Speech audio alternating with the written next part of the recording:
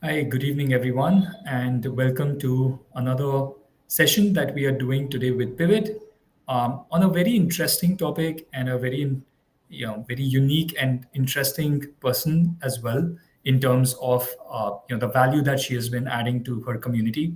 So the topic for today that we have is why is everybody now building a personal brand in 2025? Now, this is something that we have been coming across as a question from a lot of our audiences at Pivot, and we are really excited to uncover all of that with our guest for the day, Tanya Dubey, who is the founder of Creator Chart. She's here with us backstage. If we can bring her on stage, that would be great now. All right, great. There we have Tanya. Tanya, how are you doing?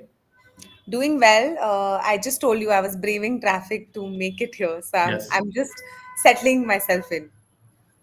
Well, thank you so much. And I know we were supposed to have one more speaker with us today, Saaquib, who could not join us because of health issues. I hope he recovers, but really glad to have you with us, Tanya. I think this is a topic that is very, very close to your heart. You've built a whole company and a whole career around this.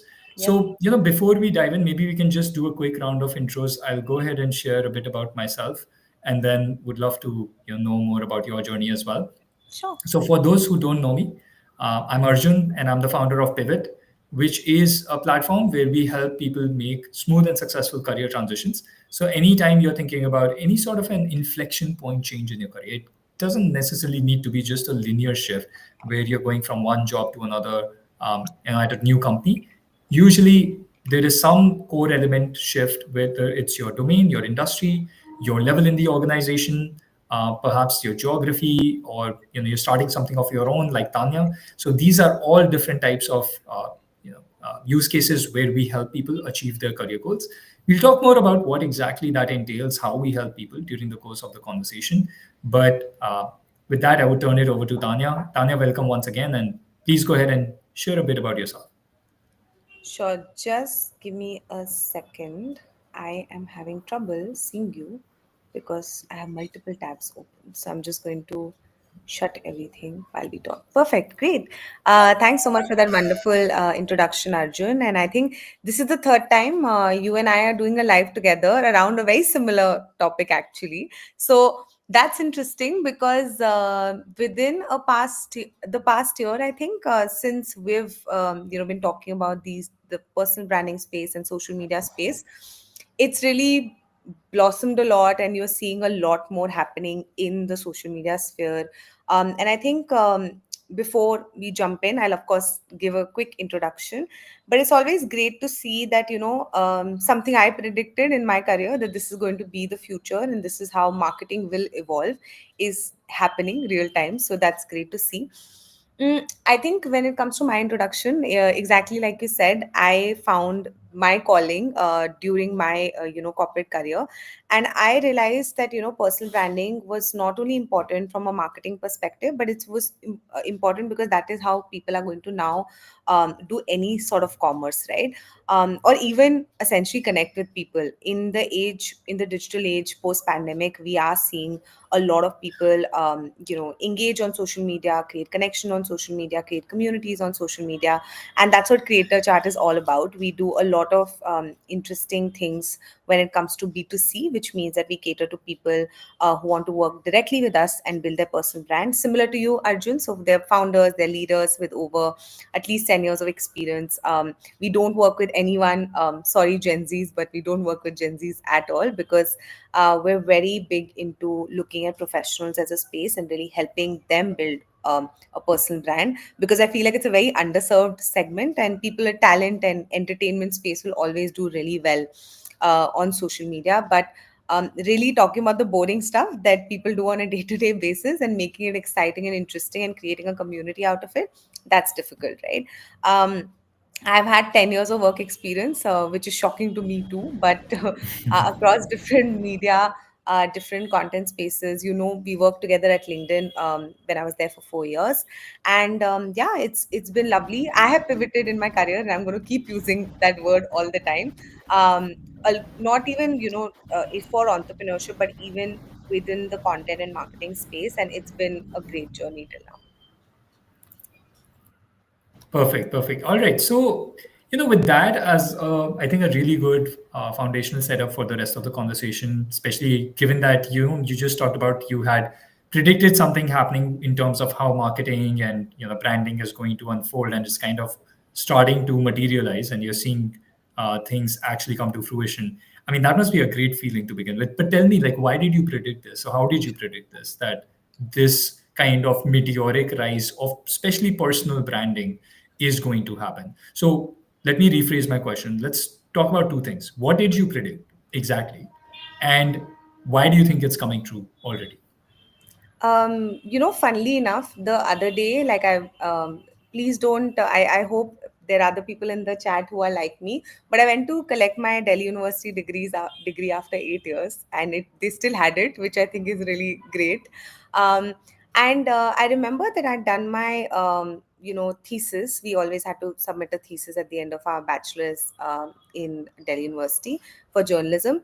I submitted the fact that now content is going to move to a visual medium, right? So a lot of content that we were consuming back in 2015 when I graduated was written, which means media, traditional media like your phone, your written media. When it comes to newspapers, when it comes to even written media on the internet was super popular.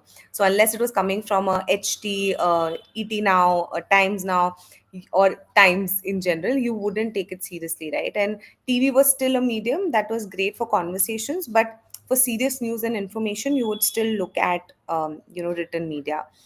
And I predicted that that's going to move, and that power shift is going to happen to people, and people from a certain expert fields and stuff like that. When I was a journalist, Arjun, just letting you know, we had to do multiple checks. That's what they teach you in journalism, that each information needs to be checked by not only experts in the space, but you need to double check it, you need to look at reports, you need to do a lot more research before it goes live. And I predicted that that's going to move away, so I also quickly moved into social media, which was the LinkedIn, of course, platform. I was lucky to get a job at LinkedIn, I must say that. But because I always, as a journalist, also was a business journalist, and I always wanted to look at how do careers evolve, and how do entrepreneurs grow, and how is economy growing. It was great for me to, I predicted that content and marketing both are going to actually come from people and the mouthpieces themselves. If you look at even journalism from a traditional sense, we always went to the experts to ask for, if we had a hypothesis, we would go to an expert. We'll go to like the prime minister to ask that is the economy doing well or not, or the chief economist officer in a company to ask, or people who are actually, who study this, who are close to the stakeholders, etc., to find out what's going on. And for me, I noticed very quickly that people who were actually expert, they didn't want to wait for the media to come to them and then share their knowledge. They wanted to start publishing blogs, they wanted to start creating content themselves, right? And we saw a lot of people doing that and becoming super popular early on, right? Raghuram Rajan has been writing on his blog for a while right now, right? Even though he moved out of India and all of that. So a lot of people that I can think of from that starting, I predicted that these experts and the kind of knowledge that they're sharing is going to become popular. Sadly, what I didn't predict, or but I knew would happen, and this is what is happening right now. The sensational kind of content does really well. You and I both know that there are a lot of creators that we actually don't like versus the creators that we do like. And um, sadly, the majority of Indians, if we talk about India, are taking their information from these creators whom we don't like, who are not doing this double check, who are not really looking at the content. They're not experts in their field, but they are doing a great job of creating a distribution network and sharing this information. So I feel like I predicted this happening, but I also, the reason Creator Chart only works with certain type of people, right, is because we want to encourage more of this, you know, what I would say, the legitimization of the content that's being created, right? So experts like you talking about HR trends, or experts like you talking about what people are actually feeling on the ground because you are working with them, is really important. And these kind of people need to be celebrated and taught some of these social media hacks that people are using to become popular, right? I think that is number one. And number two, I feel like we also need to something that is, and this is going to grow from here. You might have also seen that people have started to even control this medium, right? You might have heard a lot of rumors about the government trying to do it. They have tried to pass a bill about it. There, of course, government is the first, but there are other, bodies. Like I recently, one of my favorite influencers, I know you're going to come to this question, but is an entrepreneur called Shashank for Whole Truths, Whole Truth Foods. And he recently attended like the Food Association of India's panel, where he was one of the only founders there and sort of an influencer. And we need more people like that to really make some of these regulatory decisions when it comes to media and information, on especially Hmm. for our country and the world, right? um, Yeah, I also feel like that is something that has its pros and cons, but it's something we have to accept and we have to learn how right. to see the difference. Yeah, right. No, absolutely. I think so. A lot of great points that you have mentioned there. I mean, some predictions that you said came true. I think the visual medium, definitely. I mean, we are seeing much more rise of videos and static content also, but more like images, visuals, etc. Now, one thing that I want to talk about, apart from the format and apart from the type of content that's becoming popular, we'll get into all of that. But first and foremost, let's kind of nail down the basics here, right? Why are more and more people getting into content creation? So I think when I first started becoming active on LinkedIn and started creating content, and by the way, before 2020, I think like me, I'm sure there are many other people who have not really used LinkedIn that much, or any social media for for that matter. Primarily, perhaps just focusing on consuming content, right? Looking at other people's content, and, for example, updating your profile if you have changed your jobs or something along those lines. I think those are the main reasons that most people have used at least LinkedIn and perhaps certain other social media platforms. That was, I think, 2020 pre-COVID, right? Now, post-COVID, we saw a sudden, you know, meteoric rise that happened in social media activity, as well as active users, as well as content creation. But today we are at a stage, like in 2025, I feel like things have not really stopped in terms of how fast content creation and number of people pursuing personal branding opportunities has accelerated. So this whole trend that has happened pre-COVID, then during COVID, then now post-COVID, where people are still rampantly creating content. How do you make sense of that? Why are so many people getting into content creation today? Uh, I understand like where they're coming from, and please back me up here. But because we're recently, small plug, but we're doing a very interesting B2B partnership with this platform called Herky, which helps women after a career break come back to the workforce, right? And not just there, I've heard a lot of people who are either on a career break, or who are not happy with their jobs, who are really worried about AI, or even the very rapid changes, like you said, happening in the workforce, that they think content creation has become one necessary to be relevant, if they want to continue in their current career path, whatever it could be, right? Whether they want to climb the corporate ladder, whether they want to become an entrepreneur, whether they want to become a consultant at some point, and they still want to continue creating some sort of a side income before committing to it full time. Second, the reason it hasn't solved, Arjun, is because exactly what we spoke about in the first half is because it's very easy, right? You and I have a phone. We have platforms like LinkedIn, Instagram, Twitter, Substack, Medium, etc. And all you need to do is create content, whether it's written, video, text, carousel, and you have like all these tools that are easily accessible. A lot of them are free, and a lot of them, thanks to Gen AI specifically, I've seen that really accelerate content creation. And you when you started creating content, and I bet you use AI now to help you become faster and more consistent. But I feel like the starting is to understand what is your voice on social media before doing anything on social media. But a lot of people miss that, and then they create like me too kind of a content, which is essentially very copied content or very similar content to their peers in the industry, because everyone's using the same tools at the end of the day, right? And they still want to experiment. Second, I feel like it's a social thing, right? Arjun, why you started creating content or why I became very consistent with content is because we knew we had to do it. This was our easily the only way to find our customers on certain social media platforms, because we wanted to become entrepreneurs, or even find leads, or even understand mentors, and find like a connection community when we were trying to make a change in our career, right? And I feel like we're at a space where the workplace is completely changing. People are scared. People don't know what to do anymore. So they feel content creation is a great way for, them to figure out what's their next move. But the sad part is, and I think you'll agree to this, is that because a lot of people have now the same thoughts, none of them or very few of them are standing out. And it makes our lives also harder, like from a getting that traction and those numbers that we used to get back in the day. But it's also a good thing, because that means that you're also becoming better with your content, and you're learning different social media, and not really have listening to these hacks about the algorithms, because that Mhm. work. um, so I think three things that I told you about. One, the friction to content creation has really reduced. There's less stigma around posting. People are very comfortable now posting on social media.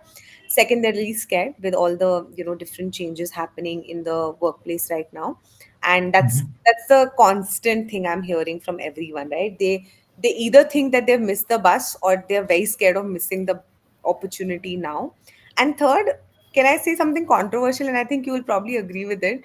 People think content creation is easy now, or easier now, but they still don't know how to do it. But they all feel Mhm. we can all become influencers. They think it's the easiest job in the world. And I really would like to break it to you. It's not easy, right?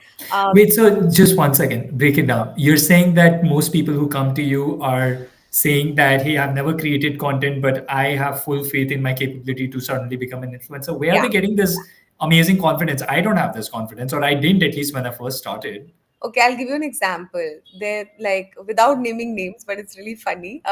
Yeah. They'll talk about certain popular influencers who are going viral very often, and then saying that, Hmm. oh my God, they're an idiot. So I know I can create better content than them. And Gosh. I don't know the person, like these influencers, so I can't really comment on that. But I like the Yeah. confidence, and I'm like, sure, let's try it out then. Like, if you feel like you can do it, then let's invest time and effort into building that, right?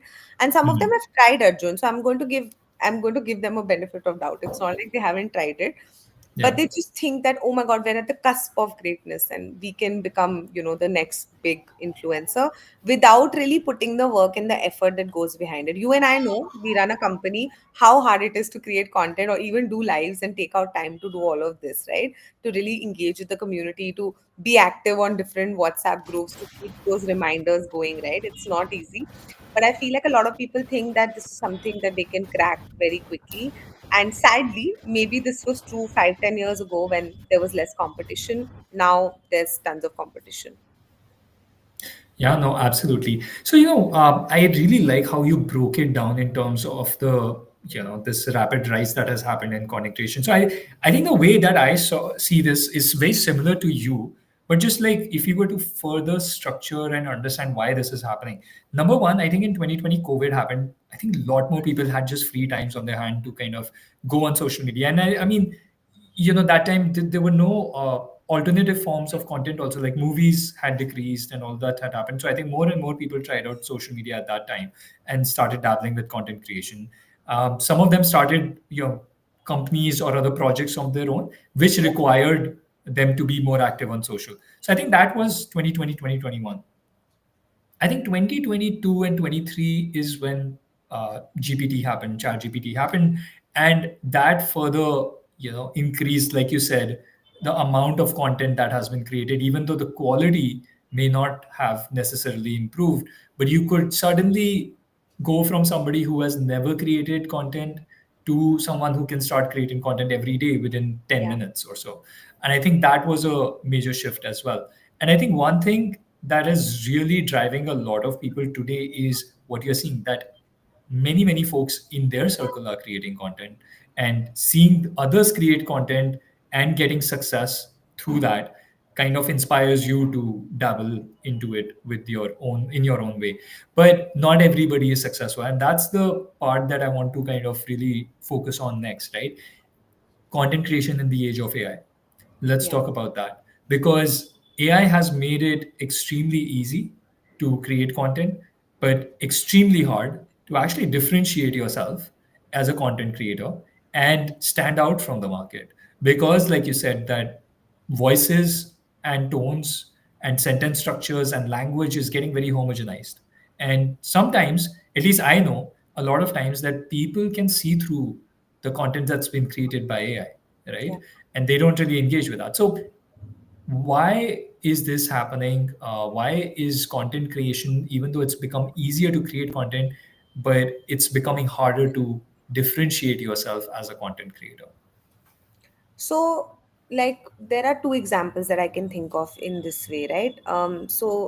Arjun, you work in a very, what I would say, B2C sort of a sector, and I also work in a very, what I would say, busy, very crowded sector where, people recognize personal branding very easily. For you, career pivots, again, is a very common now, terminology people understand because of the way that we're looking at, right? Now, the thing is, there's X amount of topics that you can talk about in every sector from a knowledge perspective, right?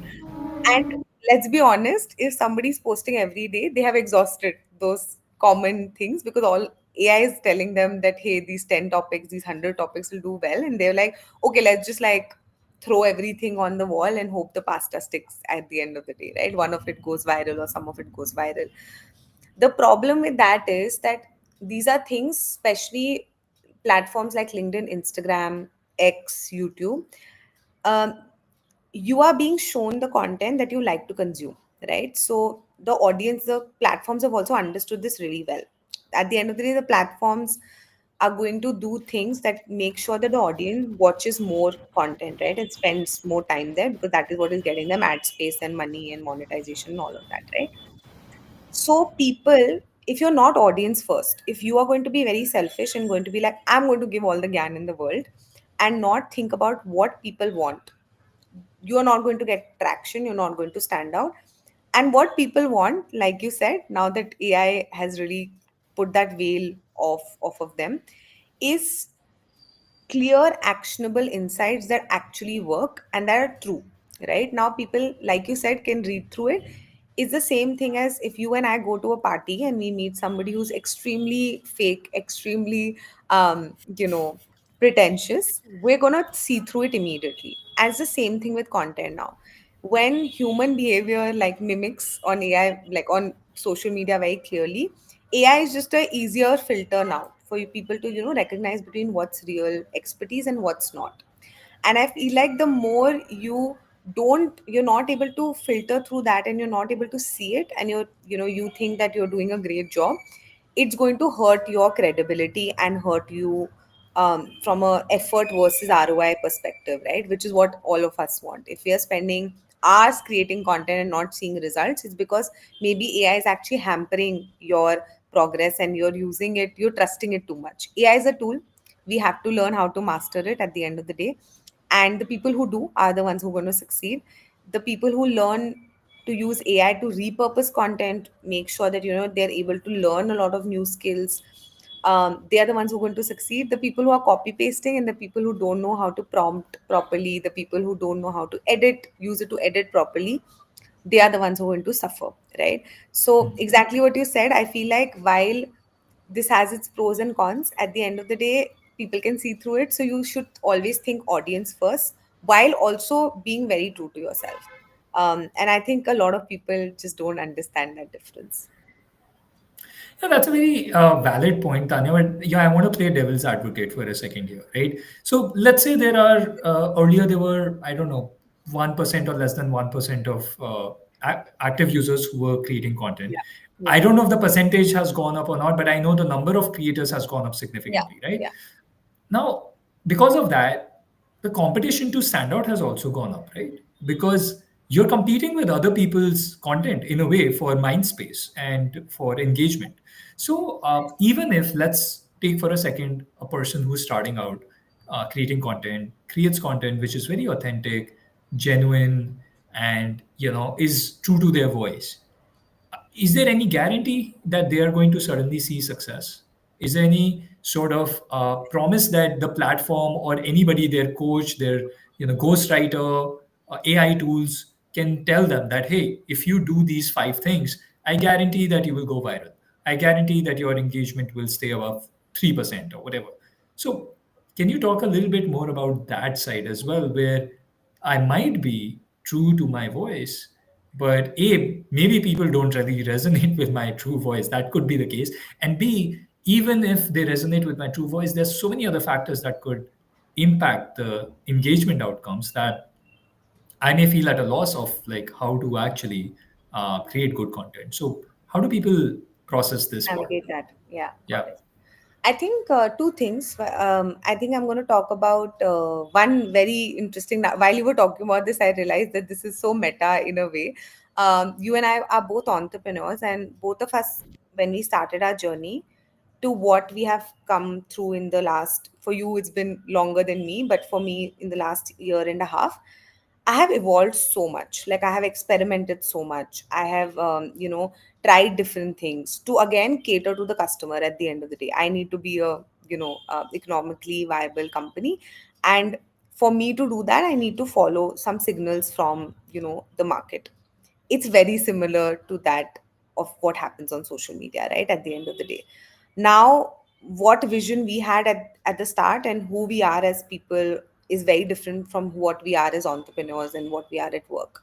So every persona that we use to show up at work, to show up in our personal lives, to show up as people, it might be similar, but it can also be different, and it changes from different audiences, right? So Arjun, you at in YouTube might be slightly different than you on LinkedIn and slightly different than you on Instagram, right?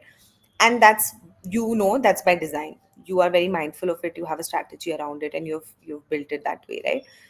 Nobody can give you, no ghostwriter, no, not even my company, no, social media manager, no intern, no AI tool, nobody can give you the guarantees that you're looking for. The idea is to experiment enough to understand what is working for you. Like, don't cross certain boundaries, have that strategy in place, experiment enough to see, hey, what is working for my audience, and then go from there. If you notice any successful creator, that's exactly what they've done. They've just gone on overdrive. As the same thing with, by the way, entrepreneurship, you also know that, like, what is working for my audience, I'll double down on that, and other things will keep happening from an experimentation perspective. So think of it as like a mini like entrepreneurship experience. And I think this is the reason why a lot of these people create their own brands at the end of the day, because they realize this, right? There's a lot of experimentation involved, there's a lot of things that you're doing, for you to realize what's working or not. Algorithms will keep changing, but if you find the right kind of community, that is the thing that is going to help you do whatever you want in your career, right? Whether it is to find the right kind of job opportunity, whether it's, to find the right kind of community or support that you're looking for in your career, whether you want to become an entrepreneur, whether you're just doing this to give back to the community, right? It doesn't matter. But for you to rally that community, you still have to do a lot more work to figure out, like you said, what is that authenticity. It's a very, I agree with you, it's a very misleading word, because are you sure you're turning out to be your authentic self? Because I can't share everything on social media. I am very hesitant, to be honest with you. I know exactly what I'm sharing on social media, and that's by design. And that's true for a lot of people. Yeah, I mean, I definitely agree with that. Like, even the part where you talked about that as a creator, you might have different personas depending on the platform, and you kind of need that because every platform is different. In terms of the algo, in terms of the Yeah, audience, so many different nuances you take into account. So, end of the day, if you're writing for yourself, which a lot of gyanis give as a gyan out there, hey, write for yourself, but if we are really honest with ourselves, we are not really writing for ourselves. If we agreed. wanted to, we would write it in our journal. We won't write it on social media. Exactly. So if you're writing, on social media, you're definitely writing it for somebody else, right? And now if you're writing for somebody else, you have to figure out what are they going to get drawn towards.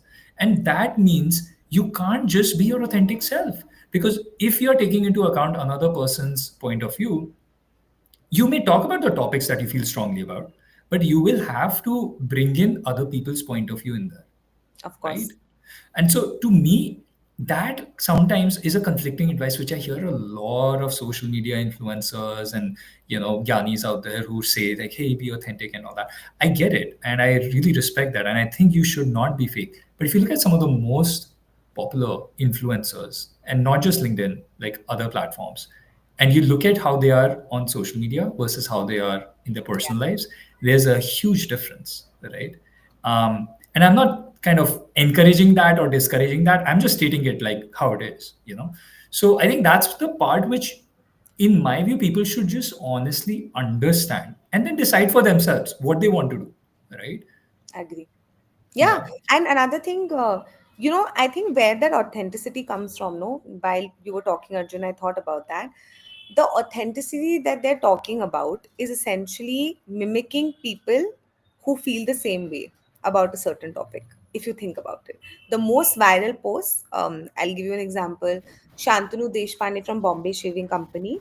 Why does he go viral? Because he'll say something all of us are thinking and nobody's pointing it out, and he's completely comfortable being the bad guy of the startup ecosystem and saying controversial things. But that is his personal brand and that is his authenticity, right?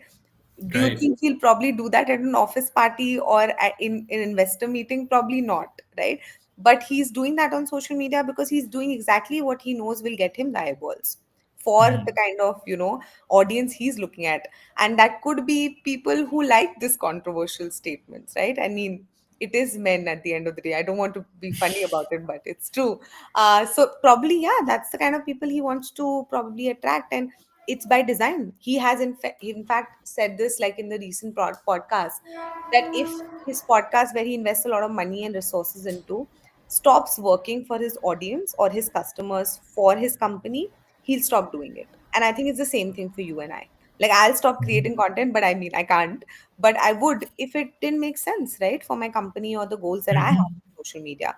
And I feel like you should definitely do that. So I find it a little cringe when people are like, oh, this is just a hobby, or this is something like, that will not, that's not unsure. But that's the same thing with your career. Like, you want to think about it in that way. It's the same thing with your career, right? Yeah, I equate those people to the ones who do charity and then, shout it out from the rooftops and say, hey, Yeah, look, yeah, I'm just doing this because I like to help people. No, you are actually doing it for personal branding. You are trying to portray this image that you are a very giving person and you exactly. want others to have that positive impression of you. Be honest, right? Yeah, If you actually cared only about helping people, you wouldn't talk about it incessantly on different platforms. And there's so many people who do that.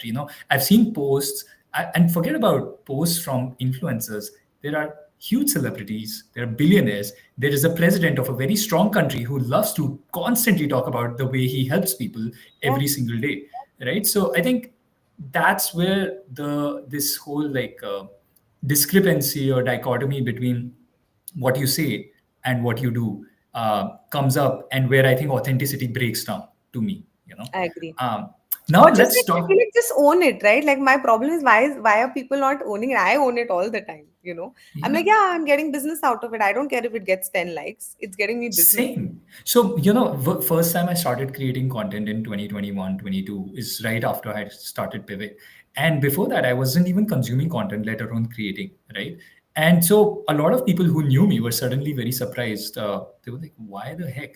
And I was very honest with them that, this is one of the lowest hanging fruits for me to be able to connect to my target audience and understand what they're looking for so I can create a better product and get more business. I don't know why people are embarrassed sometimes or ashamed to admit that. But yes, you're doing it for a goal, for a specific purpose.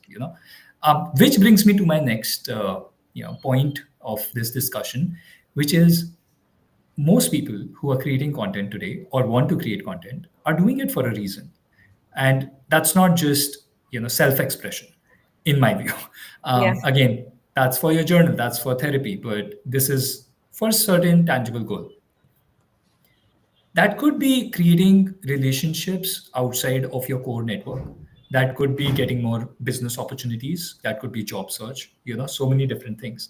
So, can you talk a little bit more about personal branding from that angle, where people have a specific goal in mind that they're trying to achieve, and there could be different goals, and there are some common ones. Maybe you can take some examples, but it would be really nice if you could help us connect the dots of that. If you're trying to achieve XYZ goal, this is how you should start thinking about personal branding so that you can actually achieve that goal. Yeah, thank you for asking that question. In fact, something that I do, Arjun, with my people that I work with, whether it's a B2B client or like B2C on a daily basis, I don't work without goals. I'm like, hey, what do you want out of it? Like you said, I don't care. I won't share it with other people. You need to tell me. Do you want leads? Do you want to get another job? Do you want to connect with other people in your industry? Do you want to be looked at as a thought leader? Do you want to be a leader in this space? Do you want to be a just somebody who like people look up to? Do you want speaking opportunities out of it? If you're in still in a middle management role, right?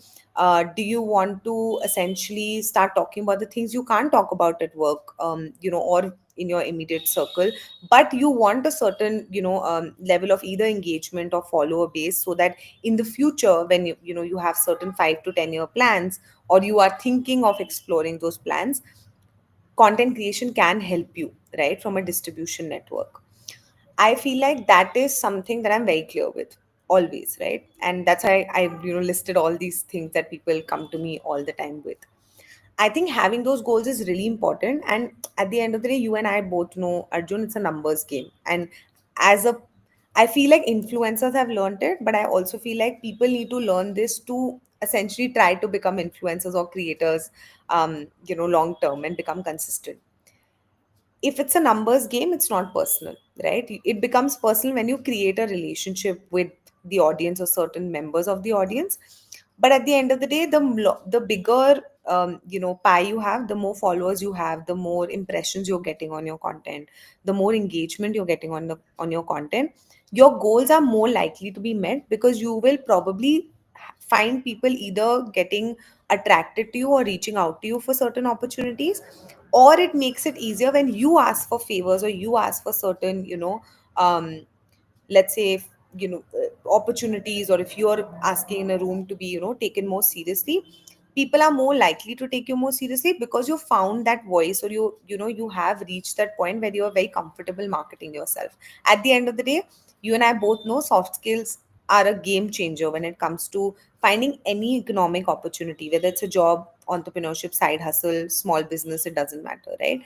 So it doesn't even like your skills are half of the game. Half of the game is just mastering these communication skills, written, speaking, for sure. This can literally get you the job or not get you the job, right? Whatever it might be. So I feel like content creation can be a great way for you to upskill in that level, and also really go deeper in a certain topic, right? One of my favorite, influencers, as you can say, or LinkedIn influencer, even though of course controversial again, is this guy called Karthik Srinivasan, who's been posting way before all these LinkedIn creators started posting, right? Since I have been active on the platform, he's been active before that, right? And he says this really well, and I completely resonate with that. Is that he says that instead of looking at content creation from a results perspective, also look at it from an inward perspective. What are you gaining by creating content? This is also the reason, Arjun, why I don't do ghostwriting for any of my clients.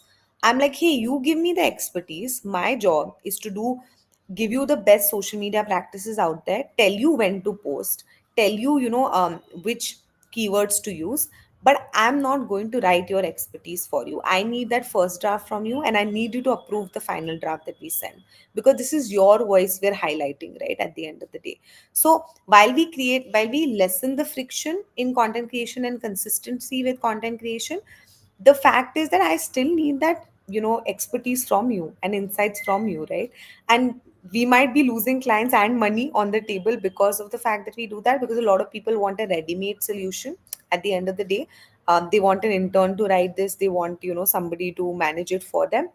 But that doesn't work that way. Very few people are going to understand your voice and what you want to share. And imagine, Arjun, if I met you outside of, or when we started talking together, one on one, if I realized that, oh my God, you're actually not an expert in this field, you actually don't know what you're talking about. I feel like that's more of like, you really breaking down those relationships that you could be creating, and all the opportunities that you're actually hoping to reach via content creation, you might lose out on them because you actually didn't involve in yourself enough in content creation. And I feel like a lot of people miss out on that. You and I have teams who help us create content consistently, but at the end of the day, we are still the last, line of defense before it goes out into the public. And I think a lot of people miss out on that, and they shouldn't miss out on that while they're trying to achieve these different goals. Yeah, I mean, one point of disclaimer, I still write my own content and I have Same. seen a lot of, highs and lows. Algos changes, my motivation changes. But I think that's part of staying authentic and staying true to the kind of image you want to project to your audience at different times, despite the external circumstances changing. I think most influencers, correct me if I'm wrong, Tanya, when they are trying to achieve a goal, when they're trying to, build their presence, they do change their content style, their voice, depending on what's trending, right? Like for example, I've seen somebody who has nothing to do with sports suddenly talk about Olympics and talk about the World Cup, has nothing to do with it just because it's trending, right? Now a lot of people do that, and it is kind of the easiest way, I would say, to talk about things that are trending and voicing what others are already thinking. Like, when Operation Sindoor happened, for example, almost everybody jumped on that, Yeah. even though it spread a lot of misinformation at that time. That has been acknowledged even by governments of both countries, right? Now, in such situations, when we are trying to achieve our goals, and a lot of times the goal is not just to build relationships or not just to get a job or an opportunity, but first goal is to get visibility and traction and engagement. And that helps us get the second goal. So for this first goal that people are trying to achieve, they sort of bend any rule that might be out there to achieve visibility and engagement. What do you think of that, right? Like, I want to get your honest take.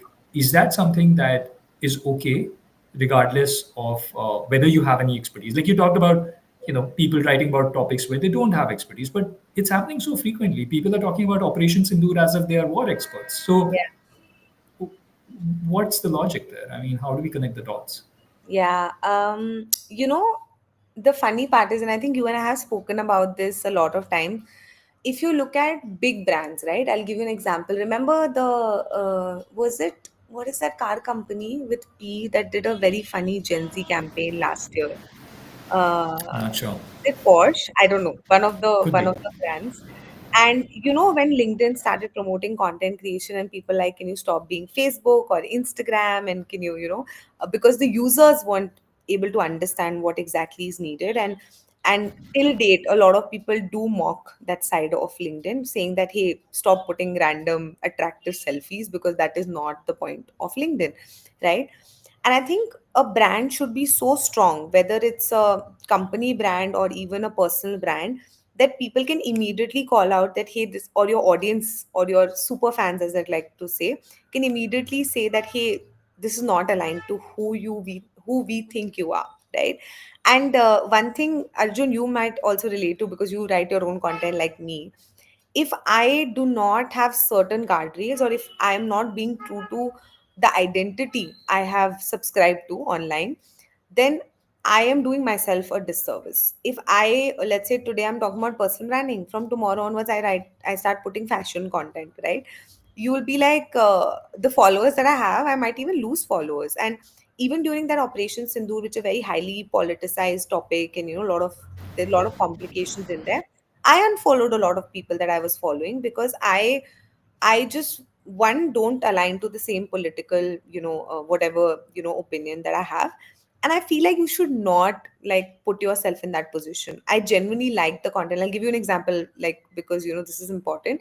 There are few fitness influencers who I know are very, well regarded, but the kind of random misinformation they were sharing on social media because it's government, the government or the political party, currently ruling political party, would find that that's supportive of the work that they're doing.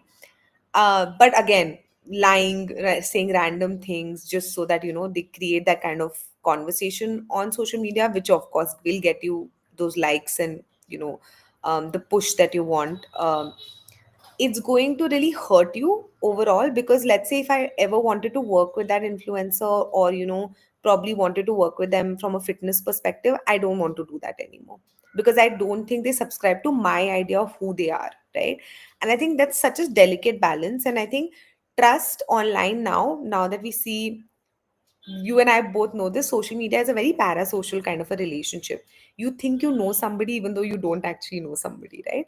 So when I met you one on one, I had certain preconceived notions because I've been consuming your content for a while, right? Now, if you had moved away from those notions, I would feel betrayed, cheated, and I would never talk to you again, or never, interact with you again, right? And I know a lot of people think that, oh, if once I get a million followers or 100 million followers, that wouldn't matter. But we've seen that actually backfire for a lot of people who are in this space, and a lot of people are not strong enough, or they don't have strong enough brands to bounce out off of it. Giving you an example that you'll resonate with, which we're going to see more of in the future for sure, is that when the India's got latent talent, whatever that happened, a controversy happened. Samay Raina, who's a comedian, like, comedians get this flack all the time. And Apurva, who's also, like, again, a very popular, person in the Gen Z space, when they saw regulation and regulatory bodies, like, strike against them, some of them will never be able to recover from something like that. Both of these people were able to do that, maybe because they have like certain networks, or strong, like they're strong enough brands to do that. But assuming you will get that kind of power, and assuming that nothing will happen to you and you're untouchable, uh, is misinformed. And a lot of people are not able to bounce back from that. So to be on the safe side, if you want to do it, like you said, Arjun, you can do whatever you want on social media or anywhere in life. But why would you want to do that from a Yeah. saving your reputation and brand perspective? Right, right. Yeah, that whole controversy really opened up people's eyes into, I think, content creation, Yeah. influencers, and unfortunately put a lot of negative light on this topic, which could have been avoided. But I think one of the things that a lot of people talked about is some of the creators who were there were not really true to their authentic image and their authentic Exactly. self, and they ended up saying things just to please the crowd, but not really following what they have preached and what they have built as a personality over the years. No, I think that's a very good case in point. I just realized we are sort of running out of time because there's so much to discuss here, and you have a treasure trove of knowledge on this topic. So I want to take up some of the questions that we have been getting from our audience, and there are quite a few of them. So I think the one that I want to start with, it's a very interesting and simple question. Um, it's about what are some of the best prompts to create good content for personal branding? And it's a very broad question, but I think it's probably one of the most pertinent questions to ask in this current space, because most people are thinking about creating content using AI, and when they go on GPT or any other tool, I think this is the first question that comes to the mind. So how do you think about this? So, like you said, it's a very nuanced and layered question for sure. But I think if you ask me simply, and I'm going to call you Mrs. Kala or Miss Kala, if you're doing this for the first time and you're starting from scratch, it's a blank slate. Think of some of the things that you're bothered by in the industry and you have a very strong take on. I'll give you an example. Arjun, if there are a lot of layoffs happening in a certain industry, you're likely to talk about it because you'll have a lot of people coming to you for help. And you know that as a person in this space, who's an expert in this space, who's working in this space, you need to share a certain take, whether it is informational, whether it's educational, whether it's controversial, whether it's you're trying to ask people to reform certain things that are very commonplace in it, right? And I think that will help you get that kind of initial traction that you're looking for while being true to yourself, Miss Kalla. And I think that's really important, number one. Number two, another thing that you can do, which is very easy, and this you and I both know Arjun always works, and it'll give you that push and motivation to keep going. Talk about your milestones, whether it is a graduation, whether it's you getting a new job, whether something very significant from a career perspective happened to you. Maybe you got an award at work, maybe you were called to present somewhere in an industry body, right? All of these milestones, people are very happy to celebrate you, and that's a great thing usually. Whether it's Instagram, LinkedIn, you'll see these kind of posts do really well. Sometimes it's really funny, but I don't know. Arjun, actually, I have a question for you after this. Because I saw a recent post, now that I think of it, people even announce their marriages on LinkedIn, by the way. Wow. And I've seen that getting a lot of traction, and I'm confused because are you just letting people know that you're hitched and they shouldn't reach out to you on LinkedIn for proposals? I don't know. I have no idea. But it's really Yeah. funny. I saw this young. I mean, I'm not calling them out. They looked great, but the guy Anubhav Dubey from Chai Sutta Bar. He Hmm. put out an entire like 2 3 pictures of his like wife and him, and when he got engaged, he put that out. When he got married, he put that out, and which is like a couple of lines saying that welcome XYZ and tag them so that these people can get followers on LinkedIn and stuff, because he has a huge following on LinkedIn, right? So Yeah. I don't know what the intention was. Maybe they're just updating the network, what it's all about, but they just do well. So if you wanna, if I am gonna definitely maybe use that. I don't know, maybe, or maybe I'll put some gyan behind it. I think that's the way to to go about it. That this is how it affects my career or my professional life, I guess. Um, Third thing, quick. I love the rule of three, so I'm always like, hey, do this for sure to go forward with it. Just talk about why you want to be active on social media. And I would say when you're starting out, these prompts are great, but I hope you're not asking me for AI prompts, because that's not going to help, to be honest. My prompts are more personal to you and what you should be doing. And I think just finding that voice to get the AI prompts that you want. Use AI to, by the way, help you structure your content, which means like maybe you want to create pointers, maybe you want to, create like paragraphs, maybe you want to use it for research. Like, in fact, I prefer Perplexity and Claude because they make your content more human and well researched, and make you look like an expert, versus like a chat GPT or a Gemini, which is publicly available information, can't be trusted, you have to double check. You shouldn't be using them copy pasted. So just letting you know. Got it. All right. We have another question here from Sahiti. And I think it's a very good question, actually, because it's about how can professionals build genuine relationships online? And this part we have covered, but the part we, I think, have not really focused on is without coming across as self promotional or transactional. And that's a fine line to balance. What do you say to Sahiti about this? So, Sahiti, like number one, I think if this was not obvious, I just want to highlight this again. You need to be super intentional with social media and like online activity. And second, with your personal brand, right? If you're super intentional and you're doing this with care, you can easily, reach out to people for a genuine question. I'll give you an example. I recently went to this her rising event, which is all about women leaders talking to women on a career break, etc. And I looked up to around 10, 15 people in that crowd, and I used that event as a way of reaching out to these people, either for potential B2B partnerships or just to understand their journey, because they might be building a product similar to what I want to build in this space, in my industry, right? Or they might be just tech leaders, and I feel like I really relate better to women as mentors versus men. So I wanted to reach out to them. And I always had like 70, 80%, what I would say reply rate on, even though they don't know me, and I didn't interact with them in the event because they were just like bombarded with too many people and they probably needed more help in that regard.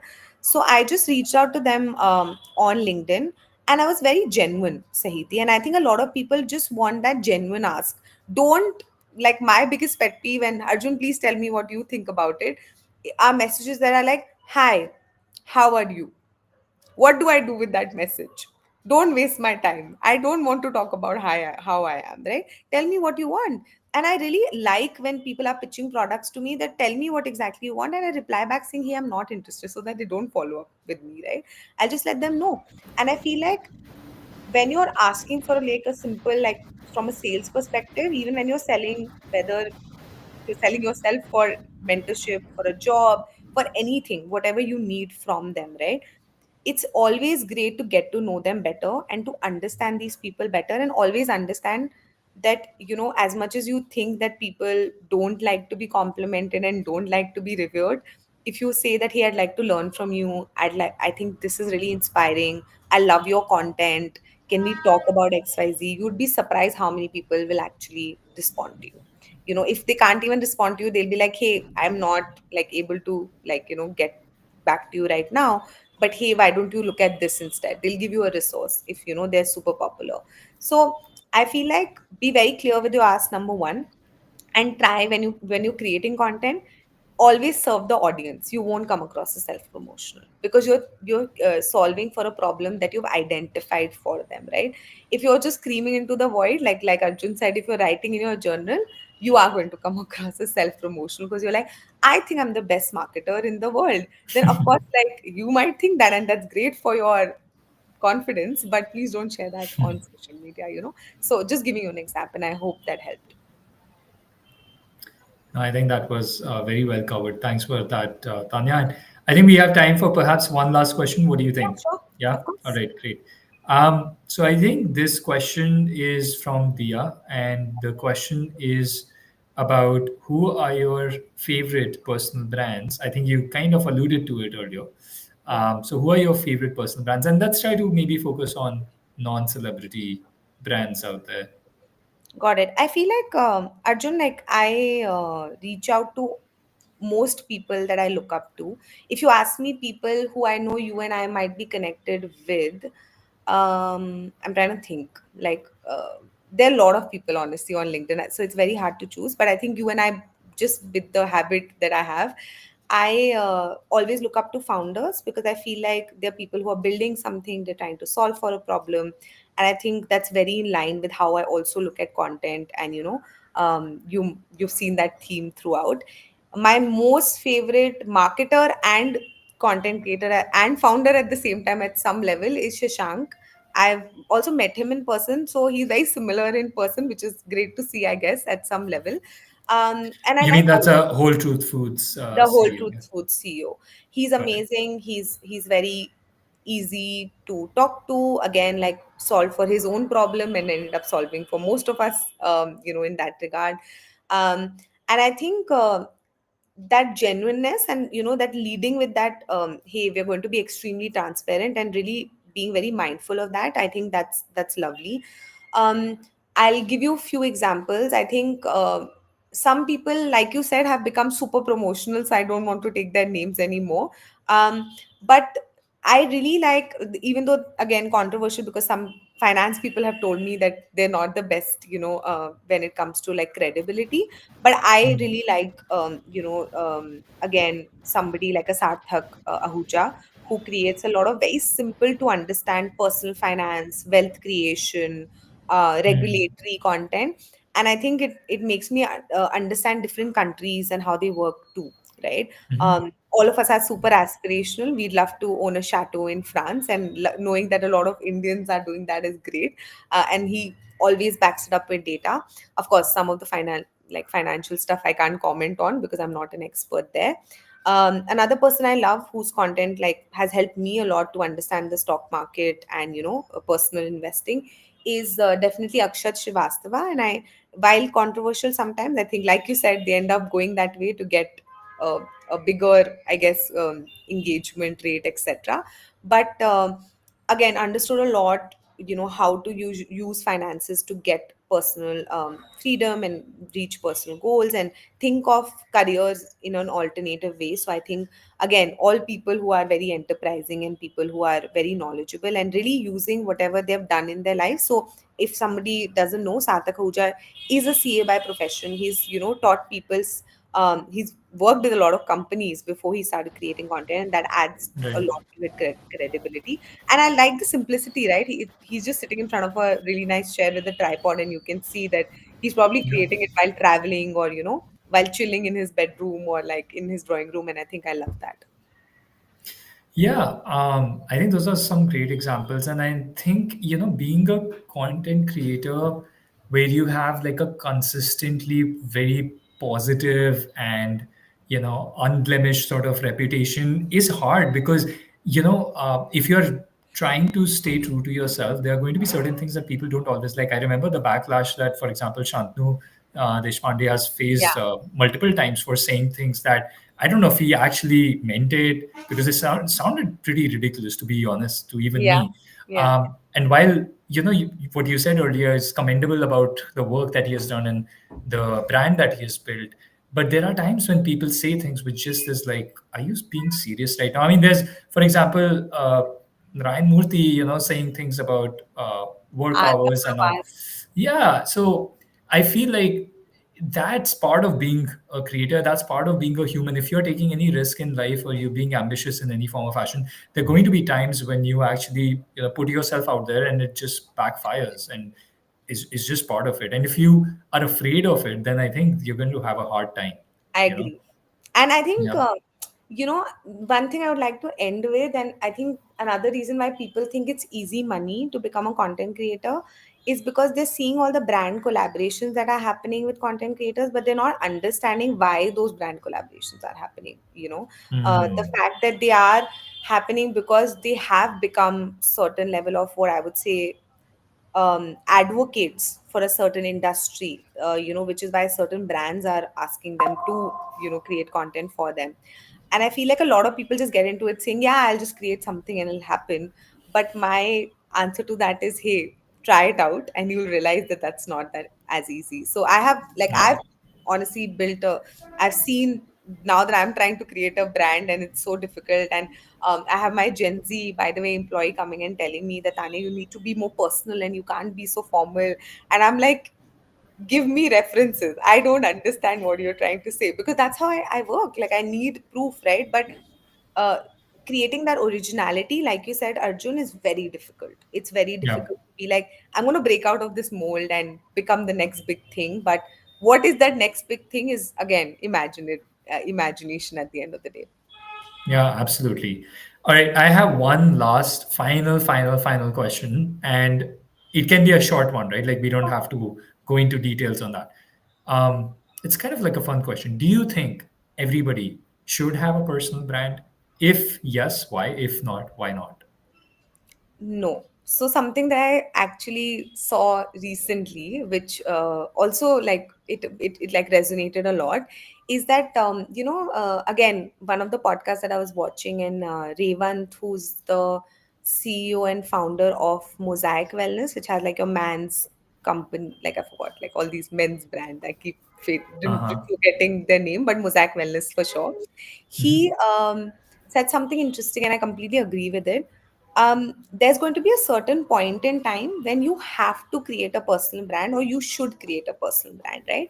I'm going to talk about it from a professional perspective, because I feel like those are the people who should create content if you want to see certain results in your career, right? If you're doing it for fun, go ahead. And if you want to showcase your talent, that is an exponential thing altogether, and I can't put um, data behind it, or I can't put, like, intent and a certain formula behind it at the end of the day, right? But if you're somebody who's trying to become a content creator professionally, or do it to get a certain professional outcome, you will know when is the time to create content. It could be in your early 20s, because you realize that you don't want to fit into the corporate culture and you're not learning enough, or your learning needs to be different, right, than your peers essentially. It could be in your 30s, maybe you want to become an entrepreneur, maybe you want certain flexibility in your career, maybe you want to become a freelancer, consultant, try different things in your career. Or maybe you've decided you want to go to the C suite and you need to start now to reach there at 50 or 40 or whatever that looks like, right? You want to lead your company or a huge brand that you're working, and you want to do it from a long term perspective. and that means you're preparing yourself to reach there, right?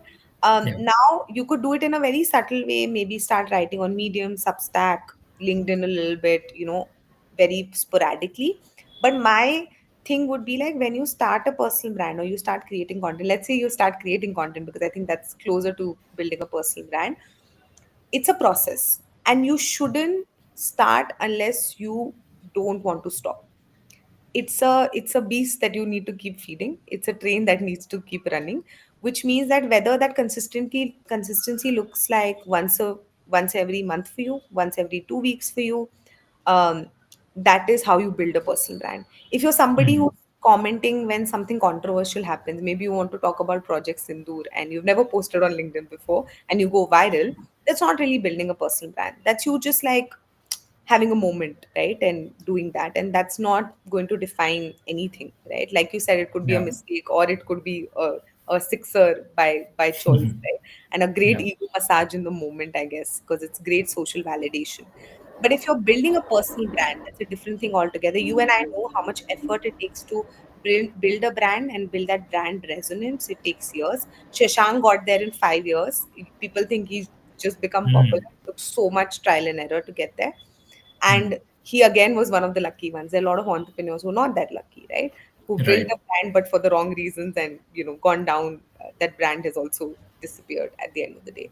So I think no, but also at some point in your career, there are going to be times when you need to create a personal brand to reach certain goals, and I think that's when you use a personal brand. Also, another like thing that I would like to say, a 9 to 5, or having becoming a freelancer in your career, or whatever you want to do, whatever your aspirations are, whether it's like working once a year or chilling the rest of the year, that's completely valid, right? And creating content is not really going to solve for it, and I think a lot of people mistake that. They think, oh, if I'm a freelancer, I need to create content. If I'm a CEO, I need to create content. Or if I'm a middle level professional, I need to create content, and that's what they want to do for the rest of their they do haven't figured out what they want to do. They just want to pick up certain skills, right? I feel like you're doing a disservice, because you're going to give up because there's no motivation. There's Mm. no interesting thing to do, and Right. then you're not going to create a brand. So when you say personal brand, if you ask me if everyone should create content, sure, it's like exercising. I think you should definitely do it. Some people do it once a year. Some people work out every day, and they have different outcomes from it. Right at the end of the day, but to build a brand or to become a bodybuilder, you have to have a particular plan. You need to like control different aspects. You need to plan for it. You need to create a team for it, or like find Mhm. resources or support for it. And I think Right. that not everyone can do, and not everyone should be doing, to be honest with you. Absolutely. Makes sense. All right. I think this was very insightful, Thank very you. interesting, and I hope people who joined us could take something away that they can apply. I think we really covered a lot of ground here. So thanks again so much, Tanya, for joining and sharing all the wealth of your experience. And to people who joined us on a Thursday evening after your probably busy day at work or at home, uh, really, really appreciate that you took that time out. I would love it if you could share this within your network, because I do think that a lot of the things we have discussed today are kind of going against the grain, and people need to hear this kind of stuff as well, rather than just the conventional wisdom in this space, because that will really ultimately impact the outcomes. But yeah, with that said, we can wrap this up, and I hope everybody has a great rest of their evening. Okay, Thanks thank you so much, again. Arjun. Thanks, everyone.